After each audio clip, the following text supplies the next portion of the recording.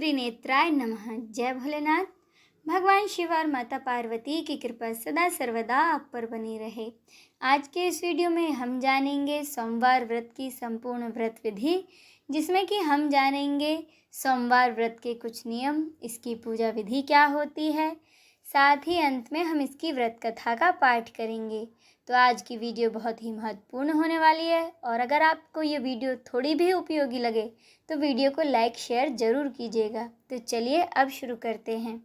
सोमवार का दिन भगवान शिव की पूजा के लिए समर्पित होता है। ऐसी मान्यता है, इस दिन व्रत रखने से साधक की सभी मनोकामनाएं पूरी होती हैं। इसके साथ ही जिनके विवाह में देरी हो रही है उनके लिए यह व्रत अति उपयोगी है और जो अपना मनचाहा जीवन साथी चाहते हैं वे भी इस व्रत को अवश्य ही करें। मान्यता है कि 16 सोमवार का व्रत पूरी श्रद्धा और भक्ति के साथ करने से आपको आपका मनचाहा जीवन साथी मिलता है।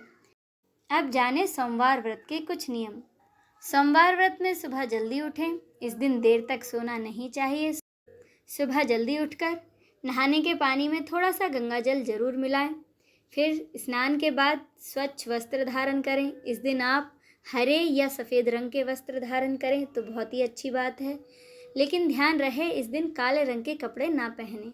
अब घर के मंदिर की अच्छे से साफ सफाई करें। इसके बाद भगवान शिव का ध्यान करते हुए व्रत का संकल्प लें कि अब एक चौकी पर सफ़ेद कपड़ा बिछाकर सबसे पहले प्रथम पूज्य भगवान श्री गणेश की स्थापना करें। अगर आपके पास गणेश जी की मूर्ति है, फ़ोटो है, जो भी आपके पास है उसकी आप फूलों का आसन देते हुए स्थापना करें। इसके बाद भगवान शिव और माता पार्वती की मूर्ति या फ़ोटो की स्थापना करें। अगर आपके पास मूर्ति है तो सबसे पहले प्रथम पूज्य भगवान श्री गणेश का अभिषेक करें, उसके बाद भोलेनाथ का अभिषेक करें। अगर आपके पास फ़ोटो है तो उन पर गंगा जल के छींटे मारकर एक साफ़ कपड़े से पोंछ लें। अब भगवान का तिलक करें। सबसे पहले तिलक गणेश जी का करें, उसके बाद भगवान शिव का तिलक करें। तिलक में आप सफ़ेद चंदन का इस्तेमाल करें और अगर आपके पास चंदन नहीं है तो आप कुमकुम का तिलक भी कर सकते हैं। अब भगवान को सबसे पहले प्रथम पूज्य गणेश जी को फूल अर्पित करें। इसके बाद भगवान शिव को भांग, धतूरा, आक के फूल, सफ़ेद फूल अर्पित करें। माता पार्वती को लाल फूल अर्पित करें। अब इसके बाद भगवान को भोग लगाएं। सबसे पहले प्रथम पूज्य श्री गणेश को भोग लगाएं। भोग में आप मौसमी फलों का भोग लगा सकते हैं। भोग लगाने के बाद सोमवार व्रत की कथा पढ़ें या फिर सुनें। सोमवार के दिन जितना हो सके भगवान शिव का ध्यान करें, उनके मंत्रों का जाप करें। आपको कोई मंत्र ना आता हो तो आप भगवान शिव के मूल मंत्र ओम नमः शिवाय का भी जाप इस दिन कर सकते हैं। अंत में सबसे पहले प्रथम पूज्य गणेश जी की आरती करें। इसके बाद महादेव और माता पार्वती की आरती करें। आरती करने के बाद पूजा में हुई अपनी गलतियों के लिए भगवान से क्षमा याचना करें। इसी प्रकार शाम के समय भी एक बार फिर से स्नान करने के बाद भगवान की एक बार फिर से पूजा करें, आरती करें। आरती करने के बाद सभी में प्रसाद बांटें और प्रसाद ग्रहण करके अपने व्रत का पारण करें। वैसे तो सोमवार का व्रत तीसरे पहर तक ही रखा जाता है, यानी कि शाम के समय तक ही रखा जाता है, लेकिन कुछ भक्तजन इस व्रत का पारण अगले दिन सुबह यानी कि मंगलवार के दिन करते हैं। अब सुने व्रत कथा। कथा के अनुसार एक समय की बात है, किसी नगर में एक साहूकार रहता था। उसके घर में धन की कोई कमी नहीं थी, लेकिन उसकी कोई संतान नहीं थी। इस कारण वह बहुत ही दुखी था। पुत्र प्राप्ति के लिए वह हर सोमवार व्रत रखता और पूरी श्रद्धा के साथ शिव मंदिर में जाकर भगवान शिव की और माता पार्वती की पूजा किया करता था। उसकी भक्ति को देखकर एक दिन माँ पार्वती प्रसन्न हो गई और भगवान शिव से उस साहूकार की मनोकामना पूरी करने का आग्रह किया। माता पार्वती की इच्छा सुनकर भगवान शिव ने कहा कि हे पार्वती, इस संसार में हर प्राणी को उसके कर्मों का फल मिलता है और जिसके भाग्य में जो हो उसे भोगना ही पड़ता है।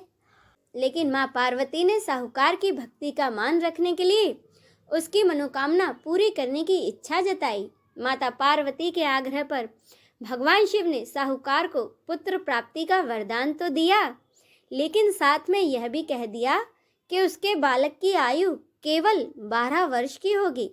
माता पार्वती और भगवान शिव की बातचीत को साहूकार सुन रहा था।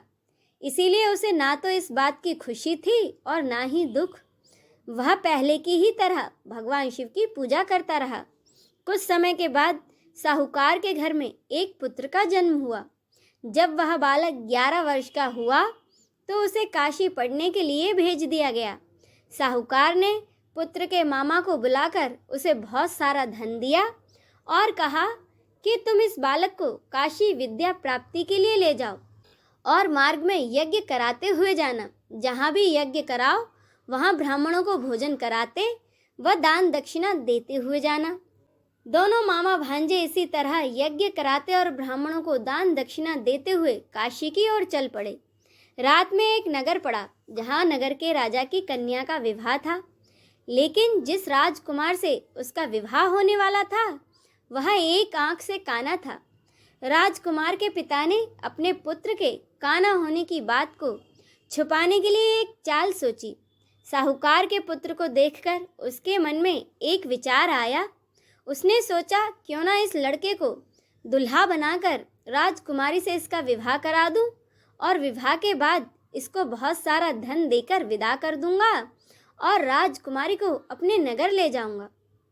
इसके बाद उसने लड़के को दूल्हे के वस्त्र पहनाकर राजकुमारी से विवाह करा दिया। लेकिन साहूकार का पुत्र ईमानदार था, उसे यह बात न्याय संगत नहीं लगी। उसने अवसर पाकर राजकुमारी की चुन्नी के पल्ले पर लिखा कि तुम्हारा विवाह तो मेरे साथ हुआ है, लेकिन जिस राजकुमार के साथ तुम्हें भेजा जाएगा वह एक आंख से काना है। मैं तो काशी पढ़ने जा रहा हूँ।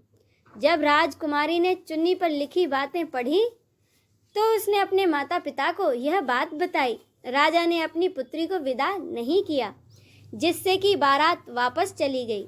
दूसरी ओर साहूकार का लड़का और उसका मामा काशी पहुँचे।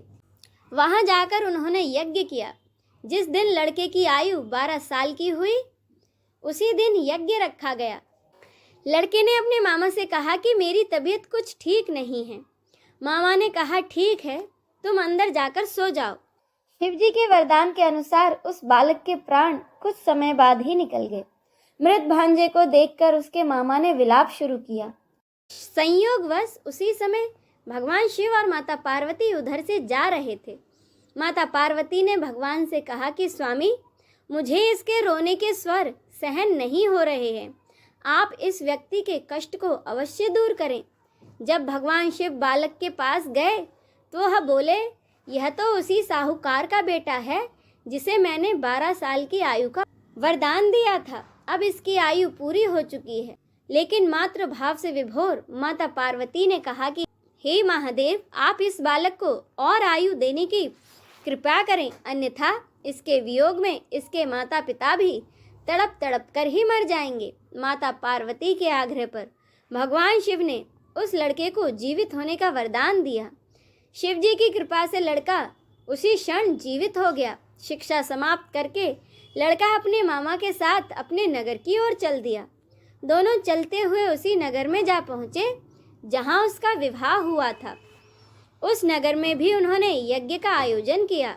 वहाँ उस लड़के के ससुर ने उसे पहचान लिया और उन्हें अपने महल में ले जाकर उनकी खूब खातिरदारी की और अपनी बेटी को बहुत सारा धन देकर विदा कर दिया। इधर साहूकार और उसकी पत्नी भूखे प्यासे रहकर बेटे की प्रतीक्षा कर रहे थे और उन्होंने यह प्रण रखा था कि यदि उन्हें अपने पुत्र के मृत्यु का समाचार मिला तो वह भी अपने प्राण त्याग देंगे। परंतु अपने बेटे के जीवित होने का समाचार पाकर वे बेहद प्रसन्न हुए। उसी रात भगवान शिव ने व्यापारी के सपने में आकर कहा, हे श्रेष्ठी, मैंने तेरे सोमवार के व्रत करने और व्रत कथा सुनने से प्रसन्न होकर तेरे पुत्र को लंबी आयु का वरदान दिया है। इसी प्रकार जो कोई सोमवार का व्रत करता है या कथा पढ़ता और सुनता है उसके सभी दुख दूर होते हैं और सभी मनोकामनाएं पूरी होती हैं। इसी के साथ यह व्रत कथा संपूर्ण होती है। बोले भगवान शिव शंकर की जय, माता पार्वती की जय। हर हर महादेव।